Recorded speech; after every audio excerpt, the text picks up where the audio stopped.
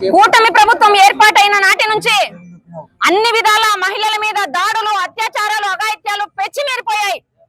అందులో భాగంగానే చంద్రబాబు నాయుడు గారి డైరెక్షన్ లో ఏబిఎన్ రాధాకృష్ణ గారు ఈ రోజు డైరెక్ట్ వైఎస్ఆర్ పార్టీ మహిళలను, వైఎస్ఆర్ పార్టీ నాయకుల భార్యలనే టార్గెట్ చేసి మాట్లాడుతున్నారంటే మీకు సిగ్గు లేదా?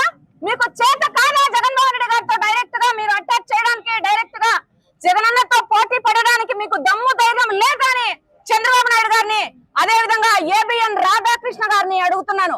అయ్యా ఏబిఎన్ రాధాకృష్ణ, నువ్వు కడుపులేక అన్నం తిని మాట్లాడుతున్నావా, పెంట తిని మాట్లాడుతున్నావా?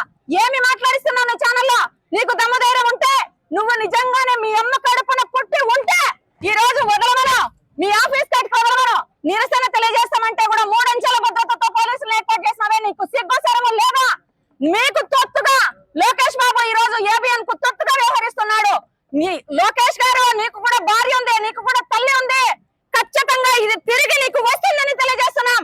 మర్యాదగా బేషరతుగా ఏబిఎన్ రాధాకృష్ణ బయటకు వచ్చి అందరి మహిళలకు, వైఎస్ఆర్ పార్టీలో ఉండే ప్రతి మహిళకు క్షమాపణ చెప్పాల్సిందే. ఈ ప్రభుత్వం వెంటనే స్పందించి ఆ దుర్మార్గుడు, ఆ నీతి లేని జర్నలిజం చేస్తున్న ఏబిఎన్ రాధాకృష్ణ మీద కేసు కట్టాల్సిందే.